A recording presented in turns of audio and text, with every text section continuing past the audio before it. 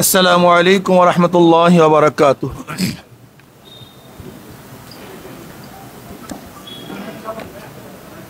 নাহমাদু ওয়া নুসাল্লি আলা রাসূলিল কারীম, আম্মা বাদ। প্রিয় সাংবাদিক বন্ধুগণ, হাজারো ছাত্র জনতার রক্তের বিনিময়ে একটি সফল ছাত্র জনতার গণ অভ্যুত্থানের মধ্যে দিয়ে ইতিহাসের জঘন্যতম ফ্যাসিবাদী স্বৈর শাসকের পতন পরিবর্তী দেশের বিরাজমান পরিস্থিতি ও বর্তমান অন্তর্বর্তীকালীন সরকারের কার্যক্রম বিষয়ে আয়োজিত আজকের সংবাদ সম্মেলনে উপস্থিত সবাইকে আন্তরিক শুভেচ্ছা ও কৃতজ্ঞতা জানাচ্ছি। প্রিয় সাংবাদিক বন্ধুগণ, শুরুতেই জুলাই বিপ্লব এবং 5ই আগস্টের অভ্যুত্থানে যেসব ছাত্র জনতা জীবন দিয়েছেন, রক্ত দিয়েছেন, পঙ্গু হয়েছেন, আহত হয়েছেন, প্রিয়জন হারিয়েছেন, তাদের সবার প্রতি শ্রদ্ধা, কৃতজ্ঞতা ও সহমর্মিতা জানাচ্ছি। জাতির এই গৌরবান্বিত আন্দোলনে যারা যেভাবে অংশ নিয়েছেন তাদের প্রতিও শ্রদ্ধা ও কৃতজ্ঞতা জানাচ্ছি। শোকহত পরিবারের পরিজনের প্রতি জানাচ্ছি আন্তরিক সমবেদনা। প্রিয় সাংবাদিক বন্ধুগণ, ছাত্র জনতার গণ অভ্যুত্থান পরবর্তী গত 8ই আগস্ট আন্তর্জাতিক খ্যাতিমান ব্যক্তিত্ব নোবেল জয়ী ডক্টর মোহাম্মদ ইউনূসের নেতৃত্বে একটি অন্তর্বর্তীকালীন সরকার গঠিত হয়েছে। ফ্যাসিবাদ ও স্বৈরাচার বিরোধী আন্দোলনে ধারাবাহিক ভূমিকা পালনকারী এবং ছাত্র জনতার গণ অভ্যুত্থানে সক্রিয় অংশগ্রহণকারী ইসলামী আন্দোলন বাংলাদেশের ডক্টর মোহাম্মদ ইউনূসের নেতৃত্বাধীন অন্তর্বর্তীকালীন সরকারের শুরু থেকেই সমর্থন দিয়ে আসছে। একটি দায়িত্বশীল রাজনৈতিক দল হিসাবে দেশ ও জনগণের কল্যাণে একটি স্থিতিশীল রাজনৈতিক পরিবেশ তৈরি এবং অর্থনীতি পুনর্গঠনে আমরা অন্তর্বর্তীকালীন সরকারকে অব্যাহতভাবে সহযোগিতা করে যেতে চাই। সেক্ষেত্রে অন্তর্বর্তীকালীন সরকারকে দেশের শান্তিকামী জনগণ এবং ফ্যাসিবাদী বিরোধী আন্দোলনে অংশগ্রহণকারী ছাত্র জনতা ও রাজনৈতিক দলগুলির মধ্যে আস্থার পরিবেশ তৈরি করতে হবে। প্রিয় সাংবাদিক বন্ধুগণ, অন্তর্বর্তীকালীন সরকারের প্রধান উপদেষ্টা ডক্টর মোহাম্মদ ইউনূস গত 18ই আগস্ট রবিবার বিদেশি কূটনীতিকদের সঙ্গে ব্রিফিংয়ে বলেছেন, 5টি খাতে সংস্কারের পর জাতীয় নির্বাচনের আয়োজন করবেন। নির্বাচন কমিশন, প্রশাসন, বিচার বিভাগ, আইন শৃঙ্খলা বাহিনী ও গণমাধ্যম, এই 5টি ক্ষেত্রে আমূল এবং ব্যাপক সংস্কারের কথা বলেছেন মাননীয় প্রধান উপদেষ্টা। আমরাও মনে করি এসব প্রতিষ্ঠানগুলো ব্যাপক সংস্কার প্রয়োজন, কারণ বিগত সরকার অবৈধভাবে ক্ষমতায় টিকে থাকতে রাষ্ট্রের গুরুত্বপূর্ণ সব প্রতিষ্ঠান ধ্বংস করে ফেলেছে। অন্তর্বর্তীকালীন সরকার এসব প্রতিষ্ঠানগুলো কতদিনের মধ্যে সংস্কার সম্পন্ন করবে তা নির্ধারিত হওয়া প্রয়োজন। অতএব ইসলামী আন্দোলন বাংলাদেশের প্রত্যাশা করে অন্তর্বর্তীকালীন সরকার তাদের সংস্কার কার্যক্রমের ধরন ও প্রক্রিয়া কী হবে এবং কতদিনের মধ্যে সংস্কার কার্যক্রম সম্পন্ন করবে তা অতি দ্রুত প্রকাশ করবে এবং জাতীয় নির্বাচনের একটি রোড ম্যাপ ঘোষণা করবে। প্রিয় সাংবাদিক বন্ধুগণ, জুলাই বিপ্লব এবং 5ই আগস্ট ছাত্র জনতার গণ অভ্যুত্থানে স্বৈর শাসকের পেটুয়া বাহিনী, পুলিশ, বিজিবি এবং আওয়ামী লীগ, যুবলীগ, ছাত্রলীগের নৃশংস আক্রমণে সহস্রাধিক ছাত্র জনতা শাহাদাত বরণ করেছে।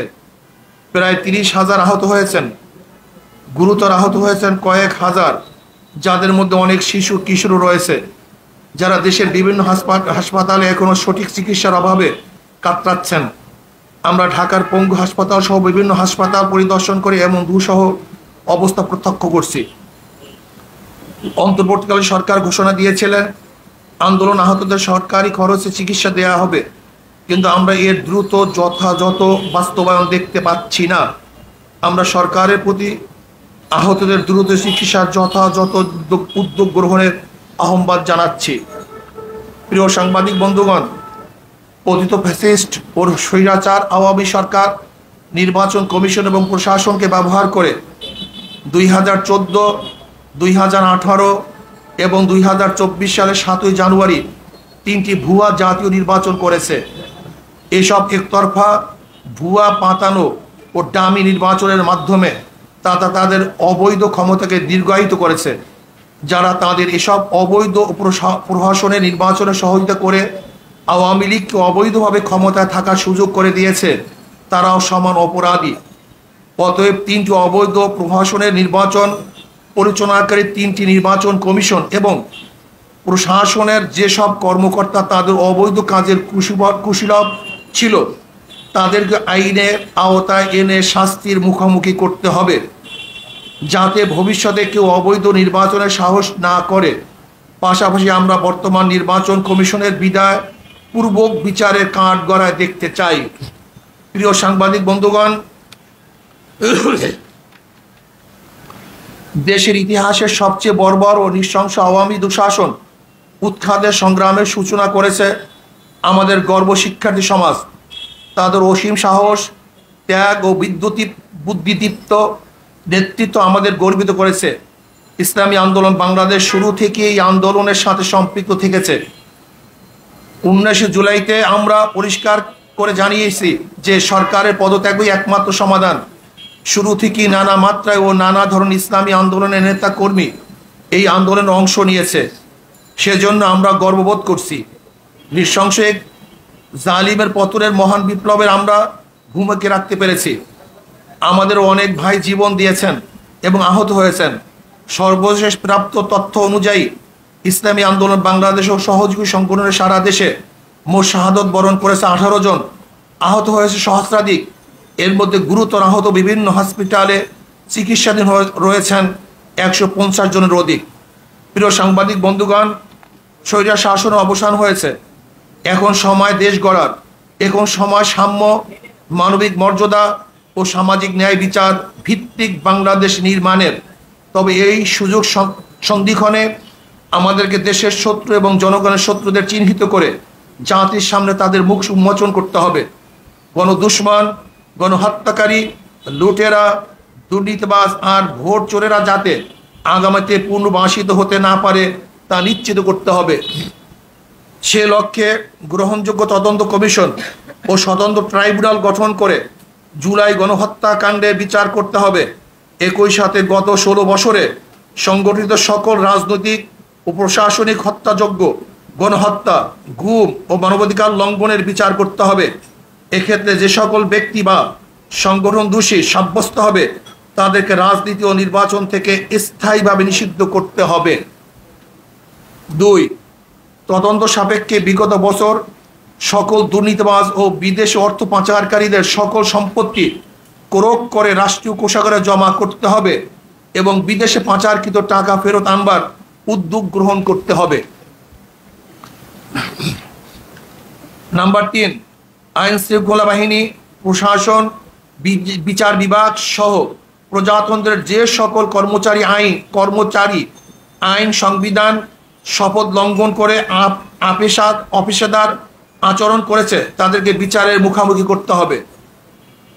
দেশের সংখ্যাগরিষ্ঠ ধর্মীয় জনগোষ্ঠীর চিন্তা চেতনা ও অনুভূতির বিরুদ্ধে কোনো সিদ্ধান্ত নেওয়া যাবে না। নির্বাচন কমিশনকে পুনর্গঠন করতে হবে এবং অবাধ, সুষ্ঠু, গ্রহণযোগ্য ও অংশগ্রহণমূলক নির্বাচনের জন্য সংখ্যাধিক নির্বাচন PR পদ্ধতি চালু করতে হবে।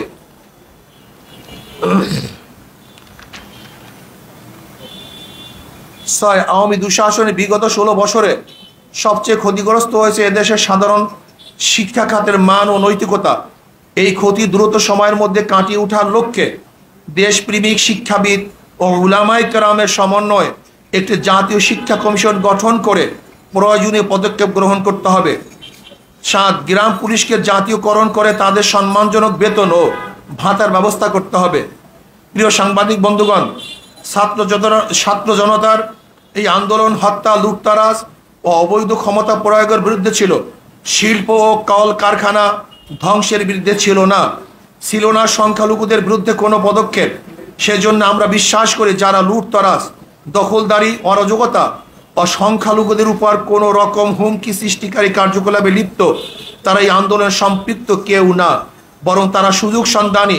সুতরাং আমরা বর্তমান অন্তর্বর্তীকালীন সরকারকে এই সকল অরাজকতা সৃষ্টিকারীদের প্রতি কঠোর পদক্ষেপ নেওয়ার আহ্বান করছি। প্রিয় সাংবাদিক বন্ধুগণ, ইসলামী আন্দোলন বাংলাদেশ মনে করে দেশের সকল নাগরিক সমান মর্যাদা অধিকার প্রাপ্ত। ধর্মের কারণে কাউকে আঘাত করা বা কাউকে প্রতিপক্ষ বানানোকে ইসলাম ও রাষ্ট্রীয় আইনও সমর্থন করে না। আমাদের আন্দোলনের চেতনা ও সমর্থন করে না। সেজন্য বলবো, দেশের সংখ্যালঘুদের প্রতি প্রতিটি উপাসনালয় ও ধর্মীয় স্থাপনায় সিসি ক্যামেরার ব্যবস্থা করুন। উপরোক্ত লক্ষ্য বাস্তবায়নের জনমত গড়ে তুলতে আমাদের কর্মসূচি 21 থেকে 31 আগস্ট 2024 দেশের সকল জেলা মহানগরে তৃণমূল দায়িত্বশীল সম্মেলন। 2 পহেলা থেকে 10 সেপ্টেম্বর 2024 দেশের সকল থানায় থানায় গণসমাবেশ। প্রিয় সাংবাদিক বন্ধুগণ, পরিশেষে আবারও গণ অভ্যুত্থানে জীবন দানকারী ও আন্দোলনে সম্পৃক্ত সকলের প্রতি শ্রদ্ধা জানাচ্ছি।